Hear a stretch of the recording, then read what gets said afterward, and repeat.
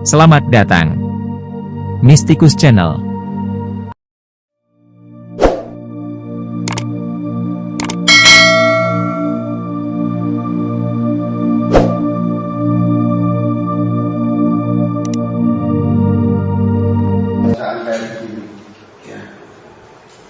Di Jogja ya, 75 tahun terakhir, satu abad terakhir lah, katakanlah dari 1912 lah ya, berdirinya Muhammadiyah.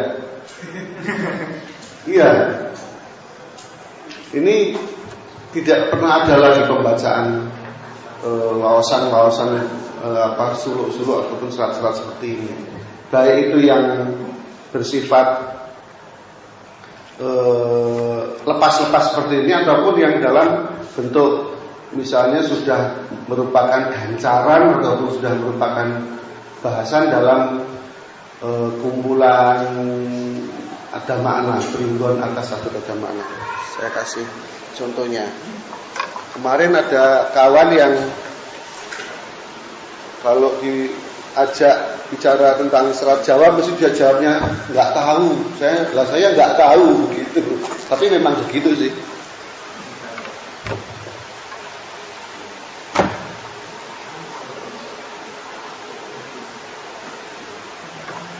Ini contohnya misalnya atas sadurada makna. Ini berarti seri ketiga dari 8 seri. Di sini juga kita akan mendapatkan banyak sekali suluk, wirid, segala macam ya atas satu ini. Saya hanya menunjukkan saja bahwa semua suluk-suluk lepas kayak begini sesungguhnya dirangkum dalam kitab primbon atas sadur ada makna. Ya. Kitab primbon itu ada 8. Yang pertama kita sebut ada makna. Itu berisi ilmu falak ya. Berarti berisi petong. Kalau ilmu falak di Timur Tengah disebut ilmu falak, di Cina disebut dengan Feng Shui dan Hong Shui, dan di Nusantara disebut dengan petong. Itu sama isinya. Dan kitab-kitabnya saling terkait. Misalnya kitab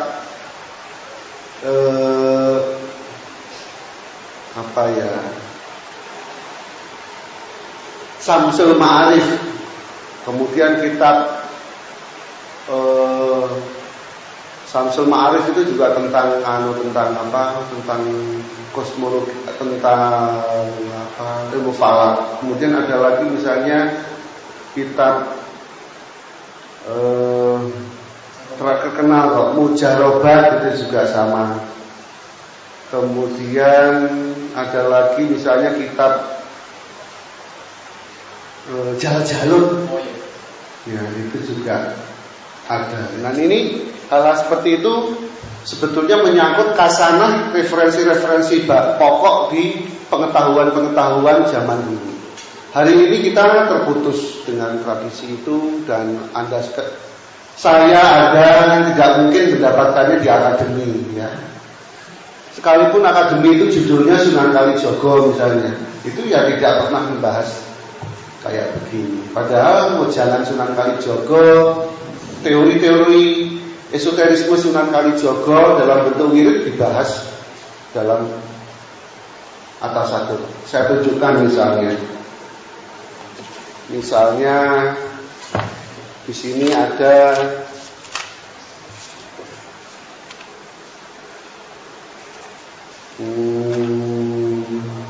Dungo-dungo puji Sunan Kalijogo 143. Saya hanya ingin memperlihatkan saja sistem pengetahuan zaman dulu yang hari ini dijauhi, ditutup,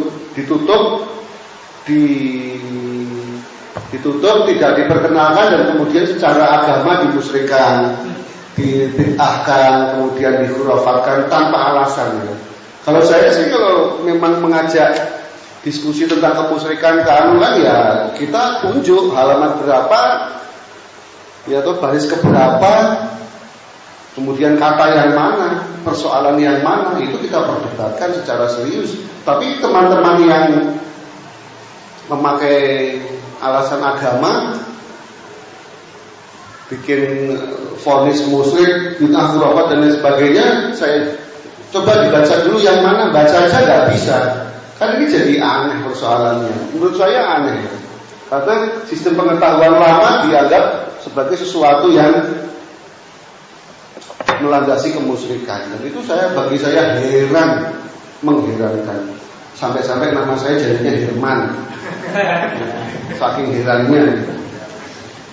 Dan saya selalu memperkenalkan ulang. Ayo kita baca suluk Maladini. Ayo kita baca suluk misalnya apalagi kemarin kita jati suluk Samsul Tabarid. Ayo kita baca. Ayo kita baca satu persatu kata-katanya. Mana yang musyrik, mana yang bid'ah khurafat takhayul dan lain sebagainya. Persoalannya tradisi akademis sekarang tidak memberi ruang dan bahkan sepertinya inginnya pengetahuan-pengetahuan lama ini musnah sama sekali. Dan bagi saya itu berarti kebutaan berarti. Kita masuk ke dalam peradaban buta kalau kita memang tidak mau mempelajari sistem-sistem pengetahuan di Nusantara masa lalu. Yunani saja tahun 200 sebelum Masehi masih dipelajari, akademianya Plato, kemudian catatan-catatan mengenai Sokrates dan lain sebagainya. Kita tidak mau mempelajari kasanah Nusantara yang kaya sekali, misalnya di zamannya Kesultanan Giling Wesi, Sultan Wiroto, di zamannya Kanjeng Nabi Muhammad, kemudian Sultan Kayu Marat, zamannya Nabi Adam. Di Nusantara sudah ada sultan-sultan. Dan ini tidak masuk dalam kasanah diskusi yang serius, dan itu mengherankan bagi saya. Seakan-akan disengaja gitu, bahwa itu tidak mau dijamah. Baik, salah satunya misalnya di sini puji Sunan Kalijogo. Puji artinya doa. Di sini isinya doa-doa Sunan Kalijogo. Artinya apa? Kita masih bisa menggunakan doanya Sunan Kalijogo tepat seperti ketika Sunan Kalijogo membacakan membaca doa ini. Gitu. Banyak lagi. Ini ada sekitar puji Sunan Kalijogo ada sekitar 155 dari 145. Jadi sekitar ada 10 halaman atau 5 lembar. Dan ini menurut saya Anda bisa mempelajari doa memohon kepada Panembah Marang Hyang Maha Agung, bagaimana caranya dan lain sebagainya.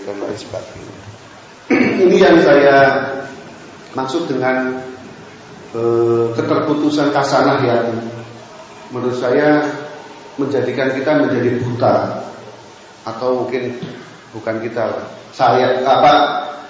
kalau kita hari ini berusaha sedang belajar supaya tidak buta ya. Tapi kawan-kawan kita hari ini dan menyatakan lebih baik buta daripada nanti dia terkena somasi sosial ya, terkena ancaman sosial, terkena koyok-koyokan sosial, terkena dan lain sebagainya.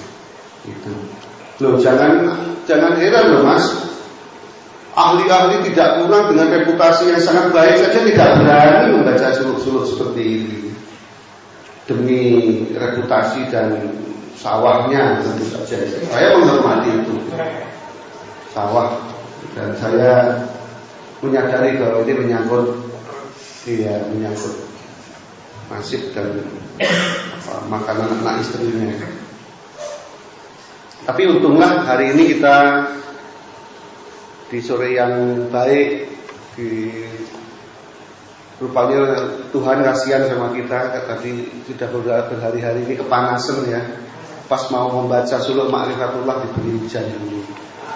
Tidak begitu deras, tapi cukup untuk menyirami lingkungan kita dan juga menyirami hati kita yang supaya sejuk. Baik. Di halaman judul Anda akan membaca suluk Ma'rifatullah. Suluk artinya seperti yang saya aturkan sama dengan kemarin, berarti ini menceritakan suatu peristiwa spiritual atau berkaitan dengan suatu peristiwa spiritual. Kemudian kalau wirid berarti itu adalah teori tentang esoterisme. Ya, wirid-wirid bisa dibaca di sini. Kemarin kita wirid Lukito Jati tentang huruf Arab. Alif artinya apa, ba artinya apa, ta artinya apa, sa artinya apa, jim, ha, ho, dan seterusnya.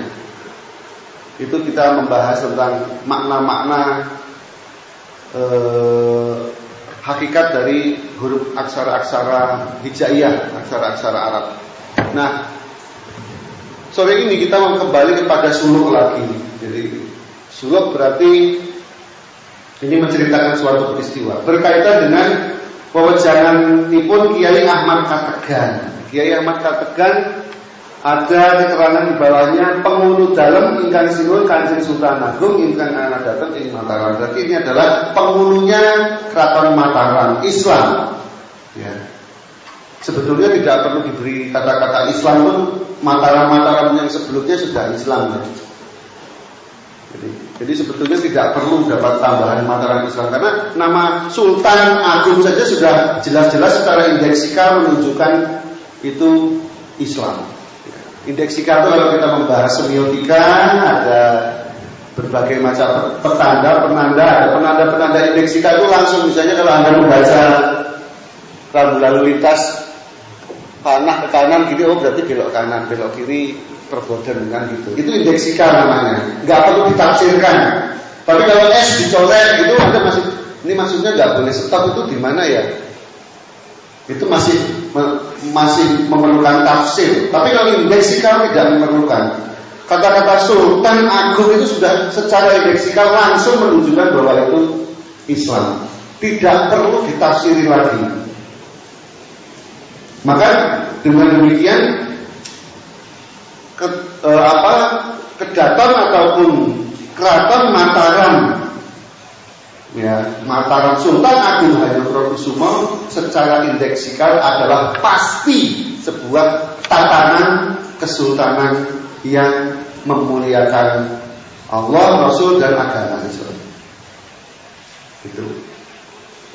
Kalau mau berdebat dengan para ahli sejarah, saya tantang, saya lebih mudah membuktikan bahwa Mataram itu Islam daripada yang lain. Coba ada yang lain mungkin. Masih tercampur oleh ajaran Hindu, kita buktikan yang mana. Itu menurut saya ngoyo-ngoyo saja, tidak ada nalarnya sama sekali. Di samping memang di kalangan akademi juga tidak ada diskusi yang seksama untuk membahas tentang masalah-masalah seperti ini.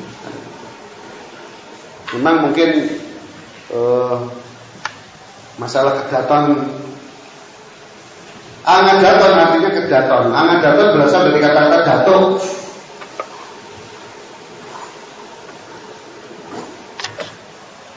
Jadi datuk. Datuk ini artinya sesepuh ya. Sesepuh dari siapa? Sesepuh ini kedaton, berarti kadaton.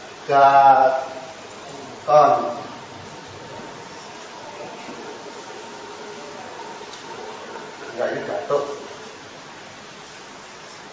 Di sini ada an. Atau Datoan. Akhirnya jadinya kadaton.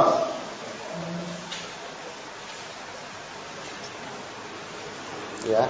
Loh, kalau begitu datuk dari siapa? Datuk dari seluruh kesultanan di Nusantara.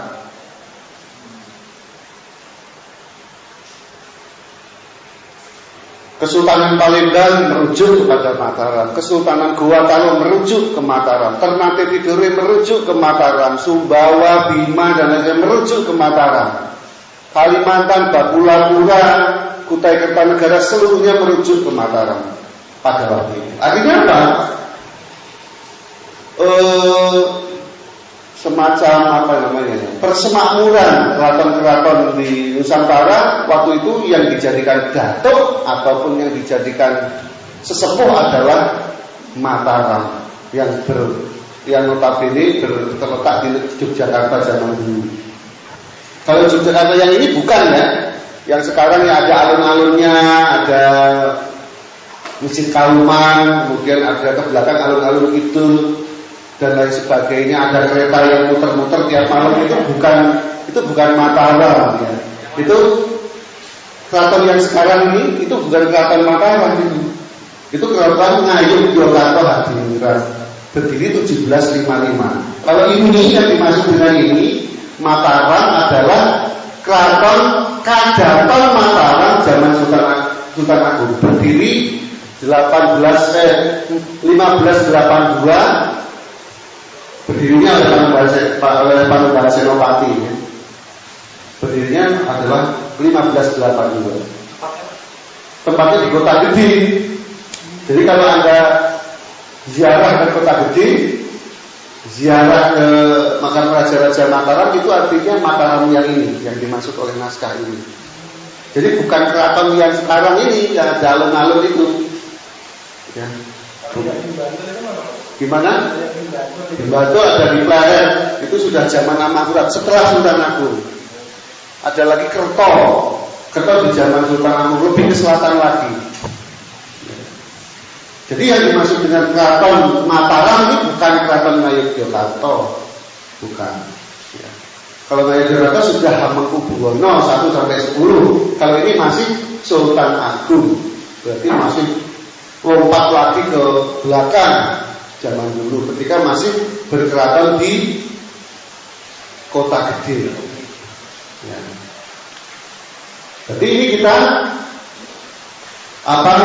kita ini dalam kepala berbicara tentang Kiai Ahmad Kategan, berarti berbicara tentang keraton Mataram Kota Gede. Itu. Yang kedua, Kiai Ahmad Kategan berkantor atau diberi satu perdikan sendiri, yaitu di yang sekarang jadi makamnya Ahmad Kategan di Pleret, Mas. Pleret belok sedikit ya, Pleret perempatan Pleret belok sedikit, nanti ada Kanggotan. Iya, Kanggotan. Makam Kanggotan itu ada masjidnya dua, ada hadapan. Ya, masjid lama, masjid kuno itu. Masjid yang masih suci lah, masih bagus, masih murni ya. Dulu masjid Usisa ala project ya. Ya. Kalau sekarang kan masjid indah-indah tapi proposalnya proyek. Tapi kalau zaman dulu betul-betul masjid karena Usisa ala takwa. Karena memang betul-betul didirikan untuk kepentingan umat Islam waktu itu jadi mata. Kalau sekarang sih umat Islam perlu atau enggak nggak penting, yang penting proyeknya jalan, masjidnya berdiri, difoto dan untuk laporan. Jadi tidak penting masjidnya untuk apa. Tapi kalau zaman dulu masjid sangat penting. Masjid Kanggotan di belakangnya kemudian nanti ada makam Kiai Ahmad Kategan.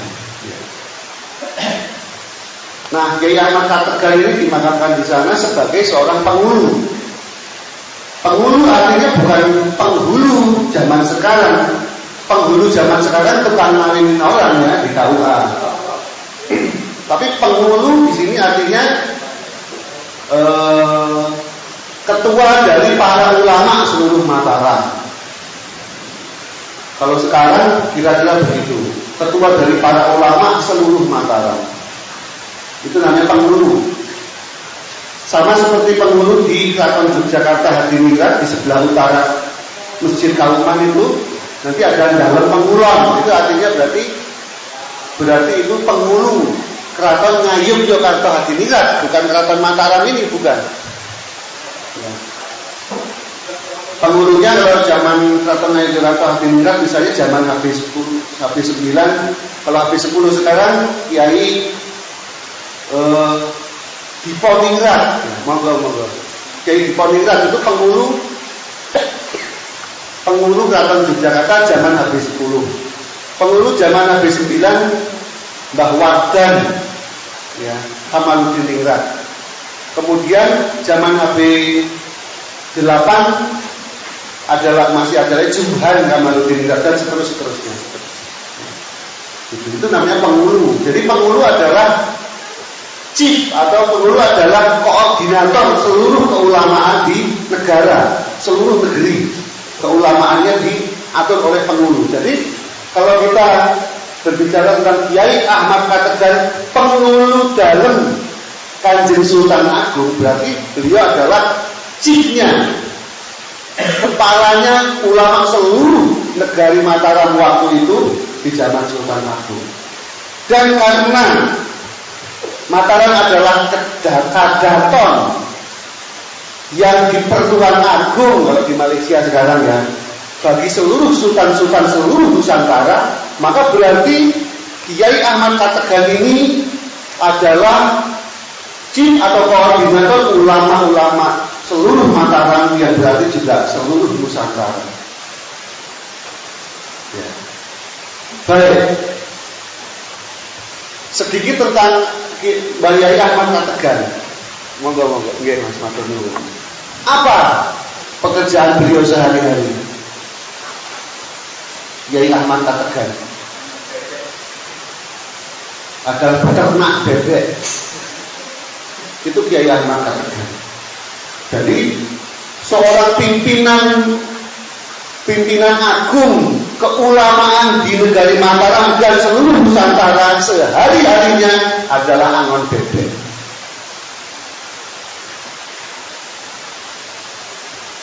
Tanpa Mercy, tanpa BMW, tanpa rumah mewah yang berharga miliaran, tanpa ID card kalau kemana-mana ya toh. Orang sekarang kan nggak pede loh pergi kemana-mana tanpa ID card. Anda ketika ditanya, Mbak dari mana? Pasti dijawabnya institusi. Oh dari HMI Pak, oh dari UIN Pak, oh dari UGM Pak, oh dari begitu. Padahal yang dimaksud itu dari mana? Ya saya dari rumah. Saya manusia berdiri sendiri dan hamba Allah. Tidak bersandar pada institusi apapun, ya nggak apa-apa itu. Ya. Wallahu a'lam bishawab. Nah, ini adalah Kiai Ahmad Kategan seperti itu. Dan Kiai Ahmad Kategan di sini dikatakan wajananipun Kiai Ahmad Kategan. Ini adalah wajanannya Kiai Ahmad Kategan tentang ma'rifatullah. Ma'rifatullah tidak bisa diterjemahkan lain kecuali ma'rifatullah. Tidak bisa. Misalnya saya terjemahkan lain, ma artinya ibu-ibu, keripan itu mata, tol itu tolol. Tidak bisa. Ma'rifatullah sejak zaman dahulu di Nusantara sudah bermakna indeksikal, yaitu ma'rifatullah. Ilmu-ilmu tentang tasawuf dan ma'rifat. Maka kalau ada orang bilang Mataram bercampur dengan Hindu Buddha, ya dibuktikan saja. Buat apa ada suluk ma'rifatullah? Kalau Hindu Buddha ada ma'rifatullah, mungkin itu tercampur ya. Gitu ya. Kemudian kalau Kiai Ahmad Kategan sendiri itu betul mengingatkan Sultan Agung langsung saja, karena beliau ini memang sehari-harinya angon bebek, tidak ada beban itu dalam tampilan sehari-hari. Status quo-nya itu nggak perlu disebut-sebutkan. Misalnya rencana kepengurusannya dibawa kemana-mana, masak dibawa, angon bebek dibawa, makan bebek dibawa. Tidak perlu itu kayak begitu-begitu. Ya. Kiai Ahmad Kategan salah satunya mengingatkan Sultan Agung adalah dalam satu peristiwa ketika Sultan Agung jalan di incognito itu mengunjungi wilayah Keraton Mataram, ya, Nagari Mataram di Bantul sana, di daerah sekitar Pundong itu ke utara sedikit ada daerah Kategan. Ketika kehausan itu Sultan Agung kemudian ngedrut bumi begini, dek 3 kali, dek. Maka kelapa satu tumbur itu jatuh semua. Wah. Kemudian diambil oleh beliau, mengambil wadung namanya. Wadung itu bukan keris ya, wadung itu semacam belati tapi zaman dulu. di apa itu kemudian dikepras gitu kemudian diminum. Kiai Ahmad Kategan waktu itu sambil mengangan bebek terus bilang, wahai junjunganku Sultan Agung, Sultan kok boros? Kaget Sultan Agung, boros gimana? Lah iya toh, Anda itu loh Sultan ya Sultan, tapi kalau meruntuhkan kelapa satu tunduk dan diambil hanya satu saja, yang lain dibuang, itu boros namanya. Raja seperti apa itu? Jadi raja di Nusantara itu beda dengan raja di Eropa dan raja di Timur Tengah, sekalipun raja Saudi Arabia yang dekat dengan Mekah. Na'udzubillah min dzalik, memper dengan raja kayak begitu, ya. Kayak Raja Haromain itu na'udzubillah min dzalik. Dan dia gagal ora kuwat, dan dia banyu ora nyawa, amit-amit jaban bayi, uga diadono saka watake raja Saudi. Ora kaya raja wong Jawa. Ya, begitu diingatkan seperti itu. Oh, terus aku kudu piye? Wahai Kanjeng Syekh Pengulu, Sultan Agung sangat menghormati Kiai Ahmad Kategan. Oh, kalau mau begini loh caranya, dipeteti begini, maka pohon kelapanya tunduk, diambil satu saja. Satu ya satu saja. Butuhnya satu, kok yang diruntuhkan satu tunduk. Itu namanya raja yang boros. Enggak boleh sultan seperti itu di Nusantara. Nusantara itu tanah keramat, maka cara hidupnya pun harus keramat. Itu Kiai Ahmad Kategan. Pernah lagi suatu ketika Sultan Agung, karena waktu itu masih memungkinkan ya ilmu-ilmu yang bersifat keragaan, melompat di atas suatu kampung namanya Watu Keramat. Melompat di atas suatu keramat, kata Kiai Ahmad Kategan, siapa itu melompat di atas? Turun, jatuh Sultan Agung. Wow, itu Kiai Ahmad Kategan. Dan Sultan Agung nggak kurang-kurang kondangnya ya, sebagai raja yang arif bijaksana, raja yang menjalankan Islam sepenuh hatinya dan seluruh jiwa raganya, yang hari ini dituduh sebagai terkontaminasi oleh ajaran Hindu dan Buddha dan tidak dipelajari di UIN Sunan Kalijaga sekalipun. Baik, itu adalah tentang Kiai Ahmad Kategan. Sebetulnya karomah-karomah yang lain masih banyak, nanti saya ceritakan lagi, tapi bisa nggak selesai nanti ini ya, karomah-karomah. Jadi kalau kita mendengar di buku-buku Timur Tengah karomahnya Abdul Qadir Jailani, ya kalau saya sih mesem-mesem saja, koyo ngono disebut karomah. Nusantara ini itu tanahnya saja karomah, keramat. Karomah-karomahnya Kiai Ahmad Kategan banyak sekali dan luar biasa sekali.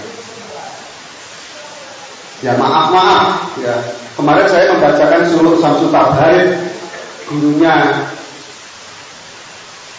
Jalaluddin Rumi. Artinya gurunya Jalaluddin Rumi aja orang Nusantara. Kalau saya menyebut Jawi atau kalau teks kuno menyebut Jawi, artinya Nusantara ya, sekali lagi ini. Saya tidak bosan-bosan. Jawi artinya Nusantara, bukan etnis Jawa. Bukan etnis Jawa. Itu rujukannya misalnya prasasti-prasasti yang tersebar yang mengandung kata-kata Jawa Dwipara itu sampai mana-mana ya, sampai Indochina, Kambodia, Thailand, Filipina, Cholamandala, India, dan seterusnya. Jadi Nusantara itu meliputi satu area yang sangat luas, lebih luas daripada Timur Tengah. Jadi Nusantara bukan hanya Indonesia. Indonesia ini bagian kecil dari Nusantara. Itu. Jadi kalau dikata-kata Jawi, contohnya siapa? Syekh Yusuf Al-Makassari itu juga disebut tiang Jawi. Jadi bukan etnis Jawa sekarang, itu adalah Belanda. Jawi kemudian diartikan sebagai Pulau Jawa, terutama khususnya Jawa Tengah dan Jawa Timur, jadi etnis Jawa itu Belanda. Itu setelah Belanda. Kemudian kita ke bawah lagi, dikeluarkan oleh penerbit Sumodijaya Mahadewa ing Praja Dalem Ngayogyakarta Hadiningrat. Ini juga sama berarti. Ini juga yang menerbitkan Sumodijaya Mahadewa. Sama. Jadi ini saling terkait gitu. Karena apa? Yai Ahmad Kategan ini adalah kakeknya yang menulis primbon ini. Ini KRT Kanjeng Raden Tumenggung Cakraningrat. Ini adalah cucunya atau keturunannya lah jauh ya, bukan dari Kiai Ahmad Kategan.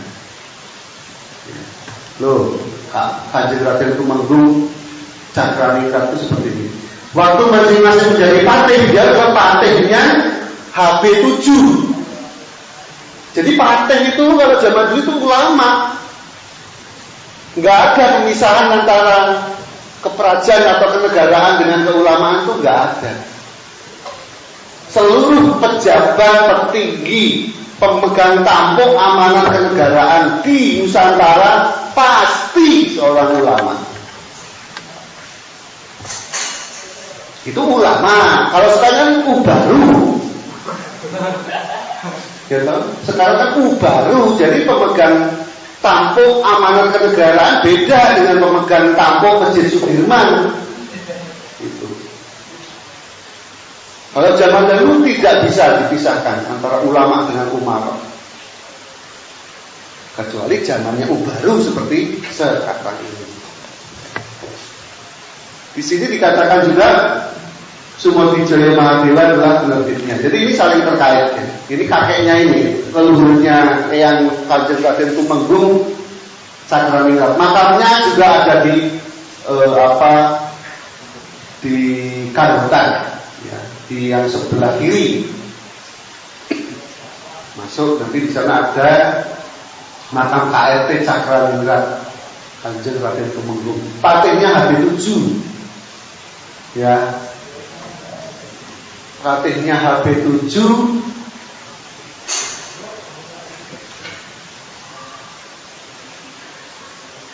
HB7 punya anak nanti Gusti Suryo Mentaram, muridnya Ahmad Dahlan. Ya. Jadi KRT Cakraningrat ini berjumpa dengan Kiai Haji Ahmad Dahlan dan juga Kiai Haji Syaikuna Hasyim As'ari, ya, itu berjumpa KRT ini. Ini semuanya sama-sama ulama. Yang satu ulama yang pegang patih, satu lagi ulama yang memegang organisasi Muhammadiyah atau menjadi ketik Amin Ahmad Dahlan. Kemudian yang satu lagi ulama yang dipaksa oleh Belanda mendirikan Nahdlatul Ulama tahun 1926. Nggih Pak. Sesajinya cukup banyak ini. Kajian ini. Ya. Jadi seperti itu. Jadi di balik sebuah teks ini saya hanya ingin menggambarkan backgroundnya gitu, horizonnya. Kira-kira Kiai Ahmad Kategan itu tumbuh dalam satu horizon yang bagaimana, dalam satu background yang seperti apa, supaya kita bisa memahami gitu. Bagaimana waktu itu zaman itu. Baik, kita balik ke halaman 3 berikutnya, yaitu di sini judulnya Suluk Makrifatullah. Kanthi sekarang dandang gula. Dandang gula ini diciptakan metrum dandang gula. Misalnya saya anukan dulu. Ingkang manis, kocak kang hakiki. Ini nomor 1 ya, foto nomor 1.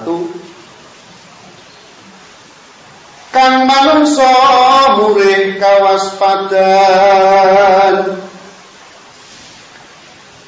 ayo kendhat ing lakune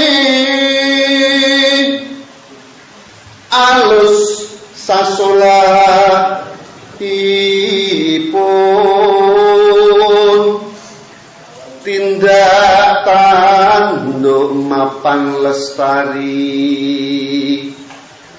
nora ono babakal kabeh usah rampung tan wonten ingkang winada saujare mapan sami titis yekti reka mulya lir dalang nong. Nah, berarti Anda nggak tahu wayang kalau seperti itu. Karena apa? Kepiaan wayang itu tidak ada, bukan dengan macapat seperti ini, tapi dengan uro-uro ya. Gitu. Baik, Dandang Gula ini Sekar Dandang Gula ini yang menciptakan adalah Kanjeng Sunan Kalijaga sekitar tahun 1463 atau 450-an, jauh sebelum Kesultanan Demak berdiri. Ya. Jauh sebelum Demak berdiri, Kanjeng Sunan Kalijaga beserta para wali semuanya, karena nanti para wali juga menciptakan sekar-sekar macapat ya. Dandang Gula Sunan Kalijaga. Jadi Mijil, Mijil, kemudian nanti Mas Kumambang, gitu ya. Kemudian nanti ada lagi Sinom, ada lagi Dandang Gula atau Asmarandono. Itu Sinom, Asmarandono itu terkait dengan diciptakan oleh Sunan Giri. Sunan Giri 1, 2, 3, Giri Sepuh, Kanjeng Sunan Giri Sepuh, Kanjeng Sunan Giri Prapen, Kanjeng Sunan Giri Kadatan hanya Prakusumo. Nanti mundong aku kira. Saya tahu itu pasti nantinya cuma nangguan begini aja nih. Kanjeng Sunan Giri Sepuh di Sopo, Datang di Sopo. Ini tapi nggak apa-apa lah, yang penting saya sampaikan. Minimal rekamannya nanti bisa dipelajari ya. Jadi Sinom Asmarandono itu adalah Kanjeng Sunan Giri. Kemudian Dandang Gula ini adalah Kanjeng Sunan Kalijaga di Kadilangu. Kemarin kita Gambuh itu adalah Kanjeng Pangeran Matapraja di Kadilangu, juga sama. Jadi zamannya Demak.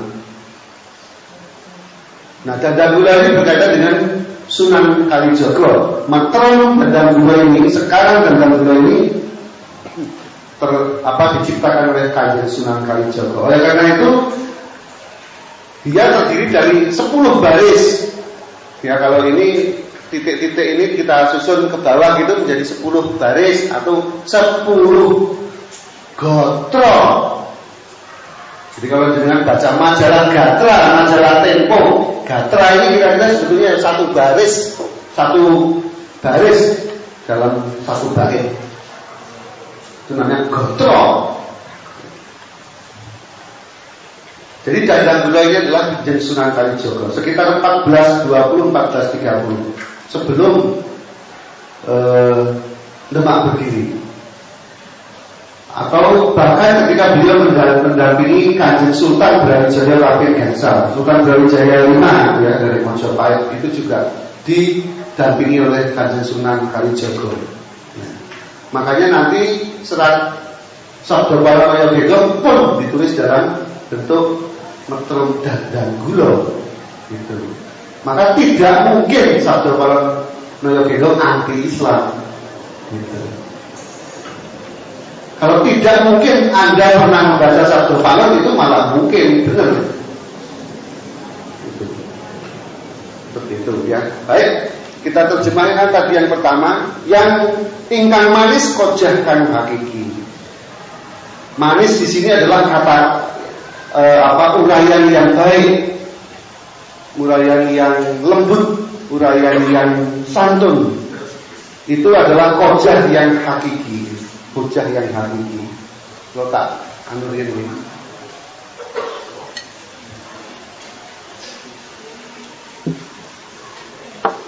Hujjah yang hakiki. Wah, ana dupane kok jebule. Persis sama dengan sajen itu. Kalau sajen untuk memuliakan Rasulullah di dalam suluk, di dalam wirid.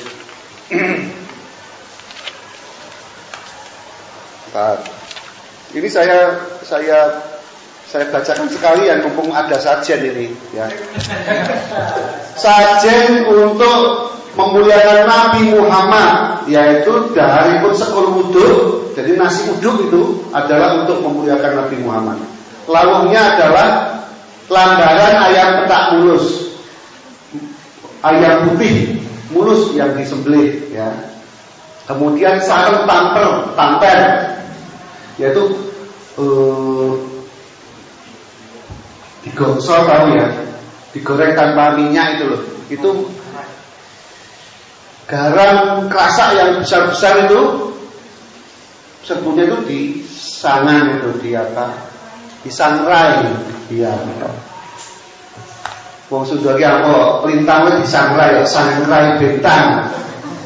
Ini sangrai garam, ya. Namanya sarem tamper.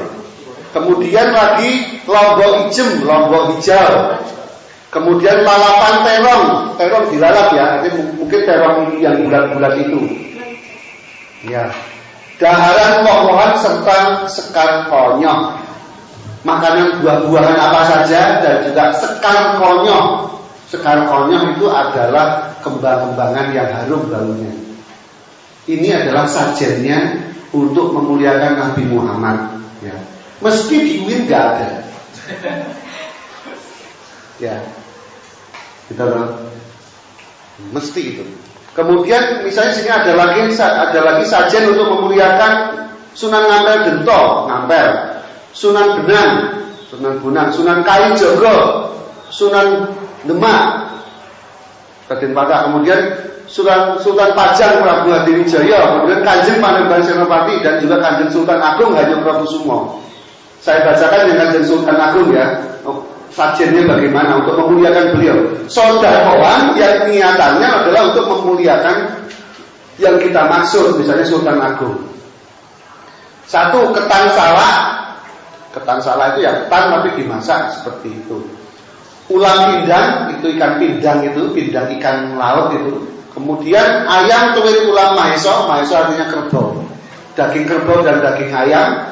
Kemudian sekul golong, jangan menir. Sekul golong itu nasi yang dikepal-kepal itu, jadi bulat-bulat itu. Nah, kemudian jangan menir. Kemudian pecel ayam. Jadi kalau jenengan jajan di luar nanti malam lapar, pecel lele apa pecel ayam? Pecel ayam. Jenengan memuliakan Sultan Agung. Itu pecel ayam itu. Ini adalah sajennya. Nah, untuk memuliakan Kanjeng Ki Herman Sinuhujanutomo, itu adalah sajennya banyu putih satu ini, kemudian gorengan dan kacang, dan jangan lupa kebul-kebulnya rokok Cisamsu. Itu sajennya untuk memuliakan Ki Herman Sinuhujanutomo. Itu. Kenapa kok memilih harus ada sajen kebul-kebulnya? Wujudnya bisa bupa, bisa membakarnya, karena biar kobul. Ya, ingat orang Jawa sangat operasi-operasi metafor sangat diperhatikan. Jadi kebul itu supaya kobul, supaya makbul. Bahkan ada segotor buli, maksudnya biar makbul. Nasi kobuli itu biasanya kalau untuk tinggalan dalam, untuk ulang tahunnya raja itu dimasakkan nasi kobuli. Jadi siapa bilang nasi kebuli itu nasinya orang Arab? Salah, itu orang Arab dulu datang ke Jawa dan tiru-tiru nasinya orang Jawa.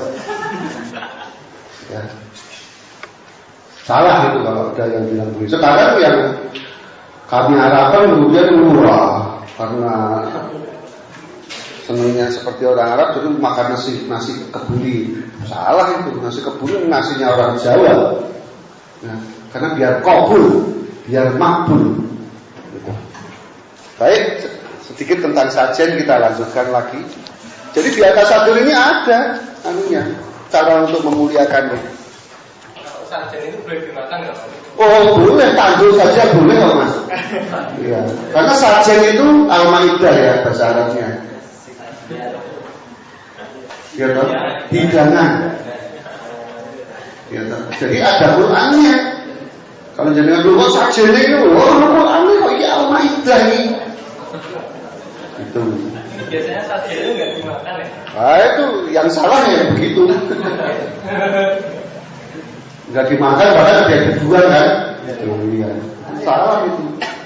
Sajen itu untuk memulai, artinya memuliakan. Ya. Sajen. Kemudian sajen, prinsip sajen adalah sodaqah. Jadi as-sodaqah itu kafarah. Sodaqah kuwi nutup samubarang sing kleru. As-sodaqah itu kafarah. Sodaqah kuwi nutupi samubarang sing sisih. Jadi samubarang yang tidak pada tempatnya ditutupnya pakai sodaqah.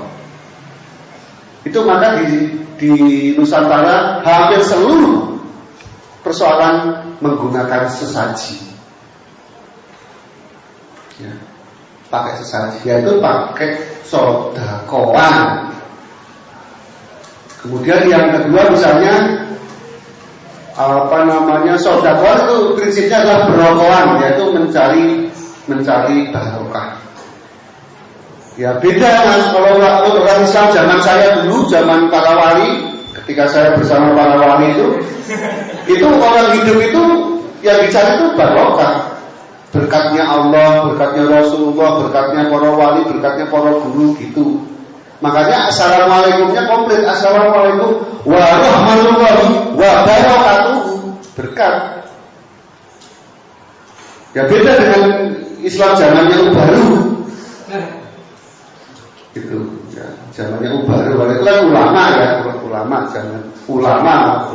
zaman lama. Baru beda, orang Islam sekarang nggak mau cari barokah. Makanya kalau assalamualaikum nggak usah, harusnya nggak boleh pakai wabarakatuh. Assalamualaikum warahmatullahi. Dan tanganmu rasa ngomong barokah, urip kan golek barokah, cangkem tok. Wassalamualaikum warahmatullahi wabarakatuh. Gitu. Jadi orang sekarang ubaru sekarang itu ya kita tidak konsisten. Salahnya saja tidak mencari barokah kok ngomong warahmatullahi wabarakatuh. Barokahnya mau dalilnya mau piye? Lah kuwi salahmu itu ngomong tentang barokah. Poloknya itu di mana gitu. Ya, gitu. Tapi ya itu tadi karena memang backgroundnya sudah di-set kan, mindsetnya harus nek ora kami Londonan ya kami apa seperti itu. Siapa tahu nantinya hidupnya pukul yang bangir. Harapannya kan begitu. Kita teruskan yang menungso kang menungso mulih kawaspadaan. Hujjah indah tentang hakikat itu adalah agar manusia menjadi waspada hidupnya. Tidak asal-asalan, tidak tahu sedikit musyrik, tidak tahu sedikit bid'ah, tidak tahu kulawat, padahal mergo goblok orang ngerti. Itu menunjukkan tidak waspada. Ya. Kemudian berikutnya ayo kendhat kang ing lakune supaya istiqomah. Kendhat itu istiqomah bahasa Arabnya. terpaksa ini harus saya terjemahkan juga ke bahasa Indonesia dan bahasa Arab. Karena kalau nggak bahasa Arab nanti disebut bukan Islam. Kendal menika istiqomah, bapak-bapak saya ibu. Alus sasolahipun, halus tidak tanduknya, akhlakul karimah. Ya. Halus perangainya. Jadi kalau di Jawa Islam itu syaratnya halus. Sholat bawah ini harus sampai ke sana. Bukan hanya berhenti pada kojah. Kojah tadi, kojah itu hujah ya. Tidak hanya kojah itu hujah. Jadi bukan hanya berhenti pada lambe adu lambe, pada bibir adu bibir, polo adu polo, kepala beradu kepala, bukan adu hujah, bukan. Tapi harus sampai kepada alus sholat bawanipun, halus budi pekerti, akhlaknya. Itu harus sampai ke sana kalau di Jawa. Makanya kalau di Jawa itu menandai orang yang wis paham Islamnya atau dulu paham Islamnya gampang sekali. Lihat saja. Oh, sholat boleh, ubel-ubelnya sama toko Masjid Sudirman. Ya tuh jubahnya gesreh lemak, jenggotnya sampai nyambung dengan yang bawah. Gitu. Sholat bolehnya kok tidak manis, berkata-katanya tidak arum, mesti belum paham Islam. Kalau di Jawa begitu sederhana saja, tidak tahu kok bekasaan, kasar, tidak punya tata krama. Padahal aldikatnya sekolah Islam loh. Hafalannya Quran dan hadis. Ini tidak tanduknya tidak halus, sholat boronya tidak halus, bekasaan, kasar, tidak mau bertata krama. Itu pasti belum Islam. Kalau di Jawa begitu, sederhana aja. Gak usah mikir, gak usah dianalisis, pikirannya bagaimana, gak perlu. Lihat saja tindak tanduknya bagaimana. Ceramahnya pinter di mana-mana, lihat saja tindak tanduknya bagaimana. Sholat bawahnya bagaimana. Oh halus, dia mampu mengendalikan, membawa diri itu mampu. Kapan dia bicara yang baik, kapan bertamu yang baik harus bagaimana. Itu adalah orang Islam dalam tradisi Nusantara. Datang nampak muka, pulang nampak punggung. Kalau anak-anak mahasiswa sekarang kemana-mana yang nampak punggung doang, karena nggak bisa bertata krama. Ya. Bahasa Indonesia nggak apa-apa kok, tapi kita bisa tata krama. Masuk kos-kosannya temennya ada yang apa? Ada yang tuan rumah ya datang nampak punggung, pulang nampak punggung. Gak tahu bertata krama. Padahal itu sekolah agama, Universitas Islam loh, resmi negeri. Maksudnya sah secara pemerintahan. Ini wafu, gitu. Hal-hal seperti itu yang memang harus kita, kalau di Jawa sederhana. Maka di sini saya ulangi, qojah kang hakiki, manusia agar waspada supaya istiqomah dalam menjalani lakunya menjadi al-amaliyahnya. Laku adalah amaliyah hatinya. Amaliyah apa saja? Amaliyah yang kecil-kecil, wudu 2 rakaat, setelah itu sholat 2 rakaat seperti biasa, itu namanya laku. Menyingkirkan duri dari jalan, itu namanya laku. Menolong orang miskin namanya laku. Maksudnya amaliyah. Ada Qur'annya, wabahiyati sholihati khairu inda rabbik. Kesalihan yang kecil-kecil tapi bakok terus kendang ini seperti ini. Khairu inda rabbik. Isi forum seperti ini tuh belum tentu khairu inda rabbik. Ya toh, mati yang ngelilingi orang berjutaan nangis semua, belum tentu khairu inda rabbik. Gitu. Tapi kendhat ing lakune, aiwa kendhat. Jadi aiwa kendhat artinya jangan putus atau istiqomah dalam amaliyah. Kita lanjutkan. Alus solahipun tindak tanduk mapan lestari. Lestari adalah terus menerus ya. Bakok. Tindak tanduk mapan lestari.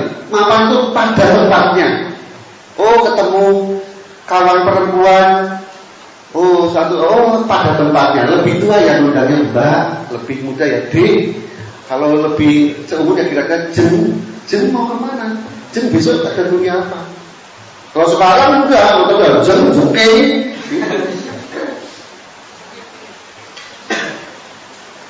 Itu yang dimaksud mapan. Bisa menenangkan hati orang.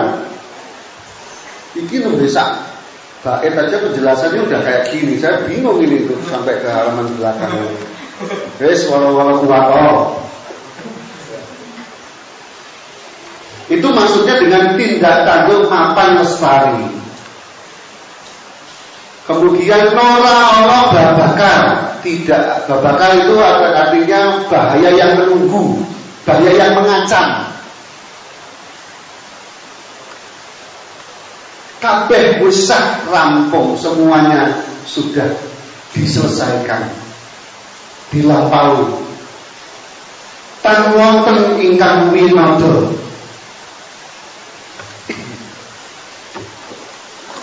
Saya coba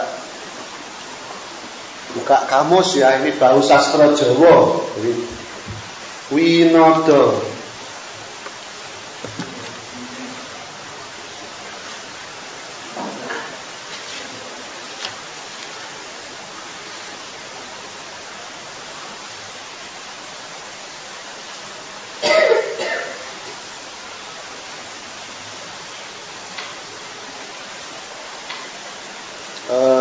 Ini winada. Dari kata-kata wadi yang tersembunyi. Jadi berbicara hakikat ini tidak ada lagi masalah yang tersembunyi. Tidak ada lagi masalah yang tidak jelas dalam kehidupan ini. Baik itu mengenai Allah, Rasulullah, Islam, iman, makrifat dan lain sebagainya. Semuanya sudah tidak ada lagi winada. Sebetulnya ini wadi kata asal katanya. Wadi itu adalah rahasia, sir. Ya. Tapi karena terkena hukum, bukan karena ini terkena hukum guru lagu dan guru wilangan. Guru lagu, guru wilangan kira-kira hukum irama dalam syair, irama dalam sekar. Maka karena dia ini bait ke 10, 9, ke 8, maka akhirnya harus A. Maka winadi menjadi winada. Karena guru lagunya.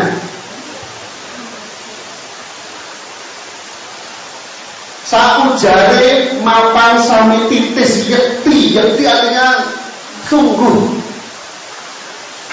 setiap perkataannya mapan, pas, tidak kurang tidak lebih,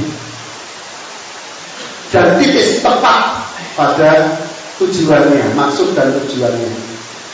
Artinya tidak ada umus itu artinya tidak ada omong berlebihan, tidak ada omongan yang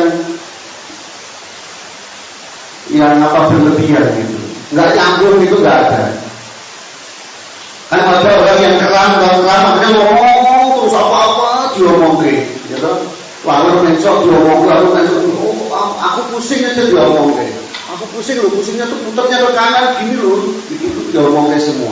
Ada orang yang mulutnya ini keram, harus ngomong aja. Makanya orang-orang Jawa ning dan nung itu belajar diam. Supaya bicara itu harus mapan sami titis. Belajar bicara itu yang tepat, mapan, mengenakkan hati orang dan pas. Tapi kalau begitu nanti Anda nggak bakal jadi presenter, ya. Nggak laku, ya. Nggak bakalan jadi. Maka kita teruskan. Rekomo ya lir dalang. Lir itu bagaikan, maka dia menjadi mulia, luhur dan mulia seperti dalang. Jadi kalau dalang, kalau zaman dulu itu wali, bukan seniman, ya, bukan lulusan isi jurusan entertainment, ya, jurusan apa? Entertainment itu apa? Entertainment, pertunjukan, bukan lulusan seni pertunjukan, bukan. Tapi betul-betul zaman itu dalang adalah ulama. Maka Sunan Kalijogo pun adalah seorang moho dalang, disebut Kondo Buwono. Ki Dalang Kanda Buwana, itu Sunan Kalijogo. Jadi UIN itu bisa juga disebut Universitas Islam Negeri Ki Dalang Kondo Buwono atau kalian Sunan Kalijaga. Ini mesti dolar lebih apa rektornya toh.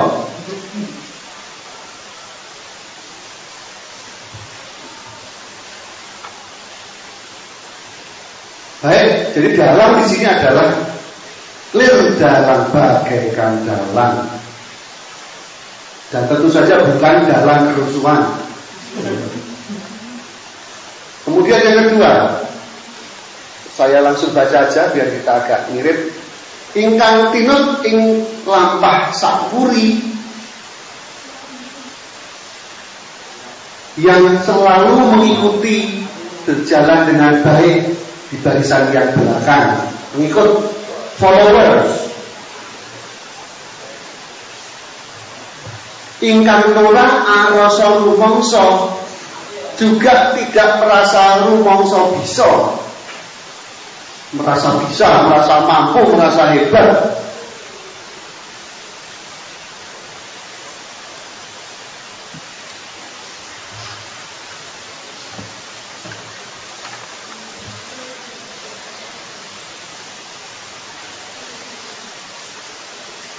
Nurah mangiran sakwene, tidak juga berlagak seperti pangeran. Wow, aku ini paling hebat, paling ningrat dan lain sebagainya. Tidak seperti itu. Kang teguh tuhu timbul iman tokib makrifat jati, dan dia memegangi dengan teguh dan setia. Tuhu adalah setia, sehingga timbul apa yang timbul? Iman tokib dan makrifat jati. Iman adalah iman, tauhid adalah tauhid, makrifat adalah makrifatullah. Iman, tauhid, makrifat Islam atau makrifat jati itulah yang disebut sebagai ilmu kasampurnan di dalam teks-teks tradisional di Nusantara. Ilmu kesempurnaan, ilmu kasampurnaan.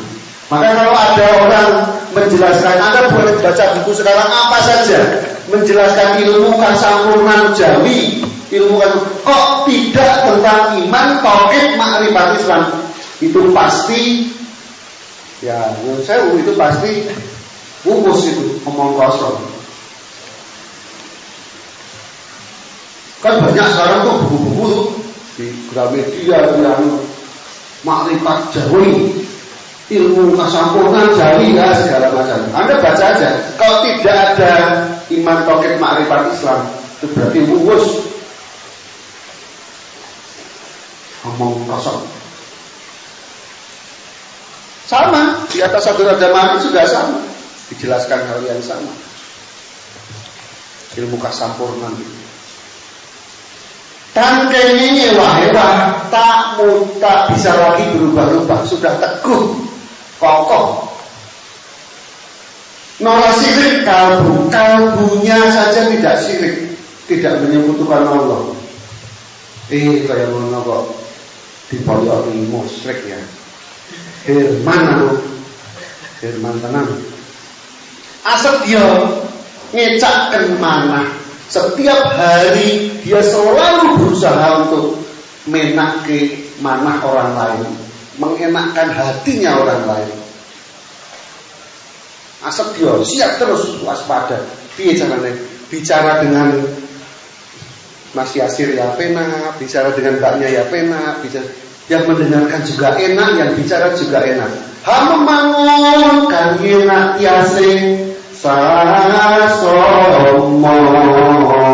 membangun negeri tempat orang saling mengenakkan hati. Itu adalah program yang ditawarkan Kesultanan Nusantara ke seluruh dunia. Ayo, silakan datang ke Nusantara. Datang ke negeri yang saling mengenakkan hati orang satu dengan yang lainnya. Tidak peduli agamanya apapun. Mau Kristen, Katolik, Buddha, Hindu, animisme, dinamisme, Konghucu, dan lain sebagainya, silakan. Tapi kita mari datang ke Nusantara, bareng-bareng membangun satu tatanan negari yang saling mengenakkan hati. Maka di sini salah satu konsekuensi dari ilmu kasampurnan, iman tauhid ma'rifat jati, asedya ngecakken mana saling mengenakkan hati.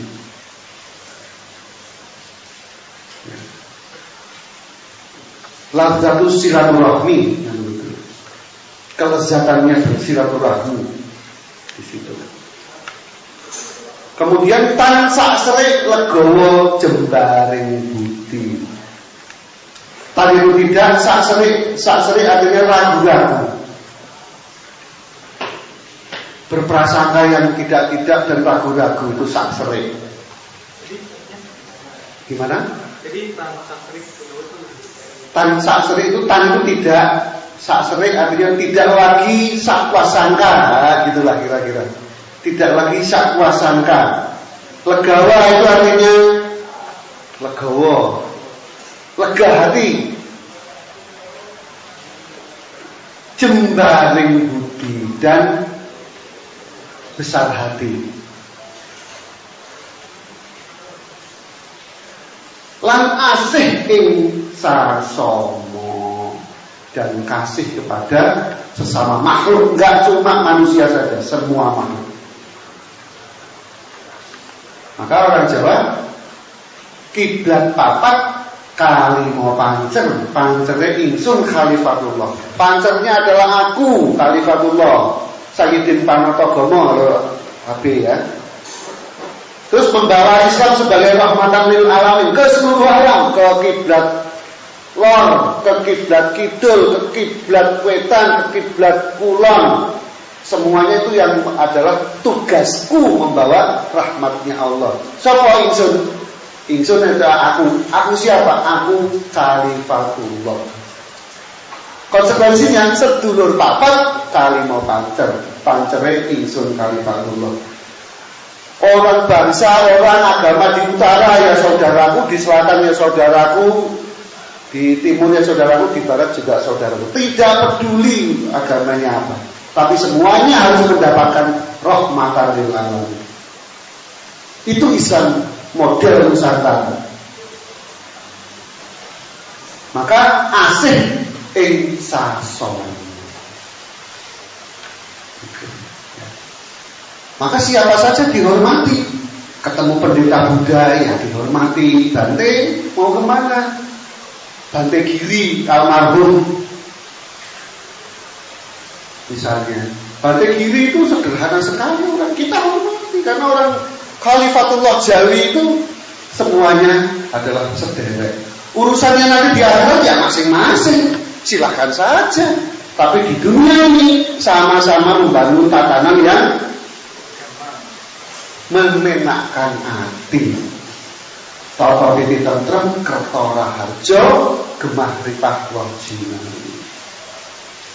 Kalau zaman Nabi ya sama-sama menegakkan tatanan negari Madinah. Wong Yahudi ya kena, wong Majusi ya kena, silakan, tapi sama-sama menjunjung tinggi nagari Madinah.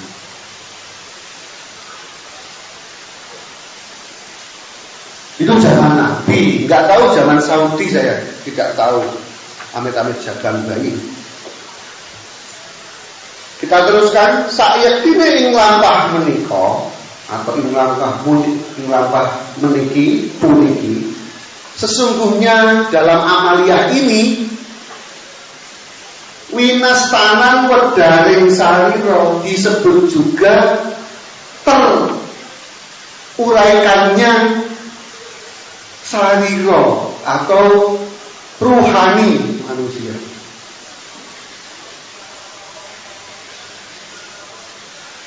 Tanpa sunat lan perlu, tanpa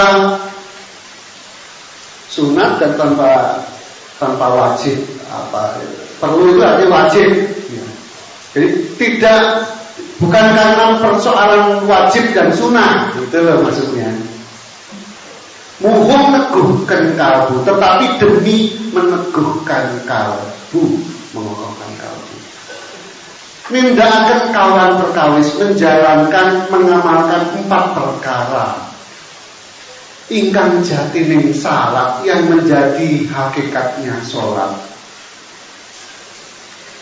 Kang kinarya perlu, yang sholat itu merupakan wajib diamalkan. Kinarya perlu artinya wajib diamalkan. Awas katin lawan anjar. Awas katin ini lestari dan juga anjar. Anjar itu diajarkan, disinaoni. Serta awas kempaling kawula Gusti, serta menuju ataupun awas ini juga menuju pengajaran dan kelestarian, kemudian menuju kepada kempalnya kawula dan Gusti. Itulah sejatinya sholat. Kawula dan Gusti tidak usah digambarkan yang enggak-enggak seperti Zoetmulder, panteisme, monisme dan lain sebagainya yang salah semua itu. Ya, kawula itu abduhu, Gusti itu rasuluhu, kaya Kanjeng Nabi. La ilaha illallahu Muhammad abduhu wa rasuluhu. Maksudnya dalam diri Muhammad itu bersatu unsur-unsur keabdian dan unsur-unsur kegustian. Sebagai rasul, utusannya al-mursil. Jadi kalau orang kok neko-neko bilang, "Wah, manunggal kawula Gusti musyrik ngene-ngene." Ya Nabi Muhammad itu berarti rajane wong musyrik kuwi. Wong ya abduhu ya rasuluhu kok. Ya bendara ya abdi kok. Ya Tuhan ya budak kok. Budaknya Allah dan juga Tuhan utusannya Allah.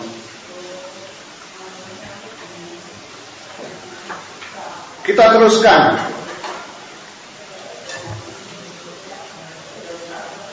Itulah sejatinya salat, itulah sejatinya sembahyang.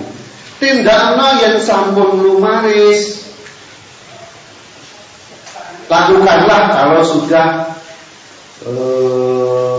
lazim, sudah terbiasa. Ingat juman alaras atoto, supaya semuanya serba selaras dan serba tertata. Tinapa boleh terangi, ditertata agar terang benderang. Tugelen yen wis putung, maka patahkanlah kalau memang sudah saatnya harus dipatahkan. Awasana yen wis ningali, maka perhatikanlah kalau memang sudah saatnya harus diperhatikan. Sambung yen wis dawa, maka sambunglah kalau sudah panjang. Ujarkan satu, katakanlah dengan setia. Yen acenggak ketokno, kalau pendek, kalau saatnya pendek, maka potong-potonglah. Oleh karena itu wahai aywasi salah tapi. Oleh karena itu wahai anakku, jangan sampai kau salah terima. Lan aywa mangro tinggal, dan jangan sampai kau mendua. Itu ya. Mangro tinggal itu artinya mendua. Ya gustinya ya Gusti Allah, ya Rasulullah, ya para wali ini tetap gustinya juga duit, jabatan dan kekayaan misalnya. Itu mangro tinggal begitu. Mangro tinggal ini dijelaskan oleh di dalam Kanjeng Kiai Al-Quran bahwa orang dua gusti dalam satu dada. Tidak ada dua hati dalam satu dada. Dua hati dalam satu dada artinya makhluk tinggal. Gitu aja untuk menjelaskan makhluk tinggal ini. Maka jangan sampai engkau punya dua hati dalam satu rongga dada. Itu loh. Ayatnya saya lupa itu Mas Yasir. Itu makhluk tinggal. Maka Gusti Allah sudah menjamin ora bakal ono. Tidak bakal ada dua hati dalam satu rongga dada. Maka dari sini dijelaskan aywo mangrove tinggal. Yang milion jero mesti sisik.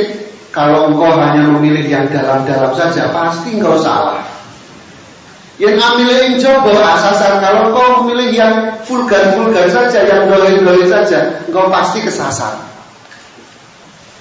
Semang-semang pangi depe. Tetapi persoalan seperti itu berada di antara itu, remang-remang di antara itu. Lamun milio dhuwur. Kalau engkau milih dhuwur, engkau akan pangkumandang sira beteni. Maka akan terdengarlah siapa yang akan engkau pasrahi dharma bektimu. Kalau milih bawah, temah sasar susur. Kalau memilih yang bawah, engkau akan kesasar kesana kesini. Kapire patang berdahap. Maka kekufurannya saling tumpang tindih. Jobo jero ngisor dhuwur nora sangli. Kekafiran kekufurannya tumpang tindih di luar dan di dalam, di bawah dan di atas. Tidak karu-karuan, kabeh pandarbe ing wang. Semua itu tidak boleh ada di dalam diri kita.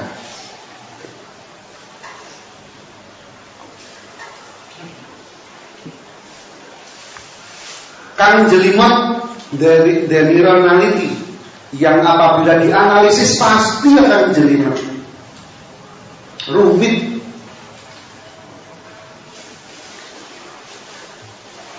Mas nanti kalau ada saya diingatkan ya. Ayo kadi menenging gupolo. Oleh karena itu jangan kamu keras kepala seperti patung gupala itu loh, patung yang pegang gada di depan pintu itu loh. Itu namanya gupolo. Yang kanan cingkrobolo, yang kiri adalah cingkrobolo, yang kiri bolo potong. Itu namanya patung gupolo. Kamu makanya jangan keras kepala seperti patung gupolo. Analisis saja. Jelas-jelas itu ruwet. Perkara rumit dan rening dan rumit.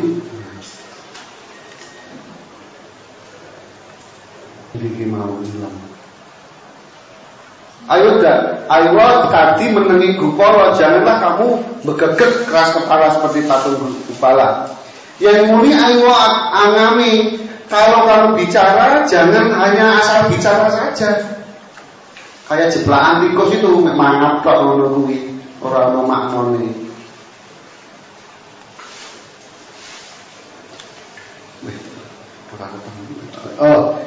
Ujar menika. Ujar puniku.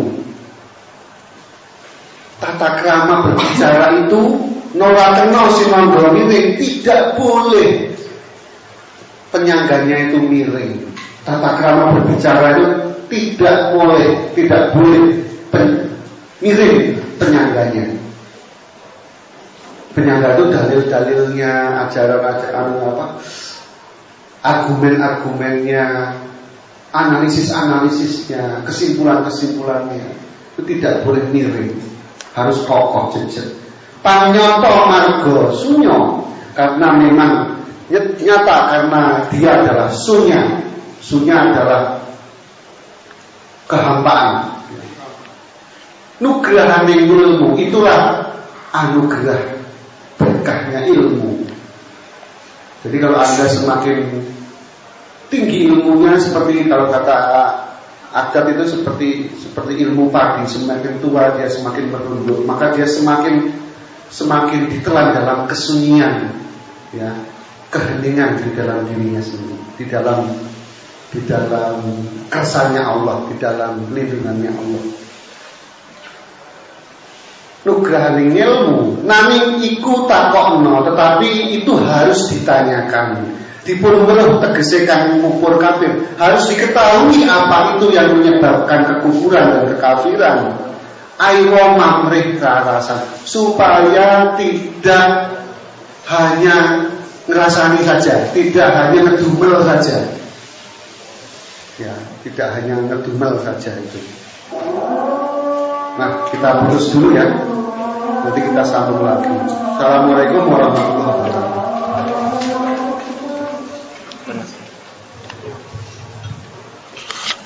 Jika Anda menyukai Mistikus Channel silahkan like, komen,